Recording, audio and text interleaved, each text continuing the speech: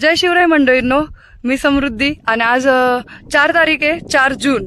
तर सोहळ्यासाठी नेहमीच येत असतो आणि ह्या वर्षी देखील सोहळा हुकवायचा नव्हताच म्हणून आलेलो होतो. तर खूप वर्षांची इच्छा होती की भवानीकडा बघायचा आहे. नेहमी जाता जाता राहत होता, पण या वर्षी बघायला भेटला. मनाची पूर्ण इच्छा पूर्ण झाली आहे. तर माझ्यासोबत कोण कोण होते आपण सगळ्यांना विचारूयात, कसं वाटलं, काय वाटलं. तर सुरुवात करू दिनेश पासून. जय शिवराय. पहिलंच राही भवानीकडे बघायचा होता मागच्या वर्षी, पण जाता जाता राहिला, म्हणजे थोडक्यात राहिला. तेव्हा हा पण होता माझ्यासोबत, पण आम्हाला बघायला नाही भेटला. पण आज बघायला भेटला. जय शिवराय मित्रांनो. जय शिवराय.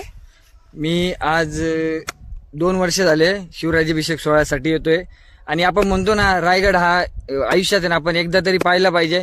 पण रायगड आहे ना हा 1 आणि 2 दिवसात बघण्यासारखा नाहीये. आपण इथे 10 दिवस जरी मुक्कामी थांबलो तरी आपल्याला रायगड पूर्ण बघता येणार नाही. एवढा मोठा व्याप आहे रायगडाचा आणि आपल्या महाराजांनी तेवढं रायगडावर करून ठेवलेलं आहे. आणि आज मी या शिवराज्याभिषेक सोहळ्याच्या अनुषंगाने भवानीकडाचा आहे ना कडा बघायला गेलो होतो आणि भवानी मातेचे दर्शन घेऊन मन अतिशय ना प्रसन्न झालं आणि खूप छान वाटलं मला तिथं, नाही का.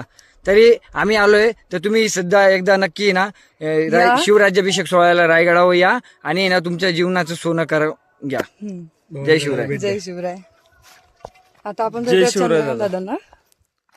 मी चंद्रकांत जाधव 4 ते 5 वेळा रायगडला आलो, पण मी कधी भवानीकडा हा पाहिलाच नव्हता. पण आज योगायोग असा आला की समृद्धीताईंनी हट्ट धरला की आज भवानीकडा आपल्याला बघायचंच आहे. तर चला जाऊया बोललो. पण आज जीवनात जिवंतपणी स्वर्ग जे बघायचं आहे ते फक्त रायगडावरच बघायला भेटेल. तर 100% एकदा जीवनात येऊन एकदा तरी रायगडावर या. जय सीताराम. जय सीताराम. जय शिवराय. मी वेदांत. रायगडला सगळ्यांनी या, शिवराज्याभिषेक सोहळ्याला स्वर्ग बघायला भेटल. आता आम्ही भवानीकड्याला गेलो होतो, आता वाघ दरवाजाला जातोय.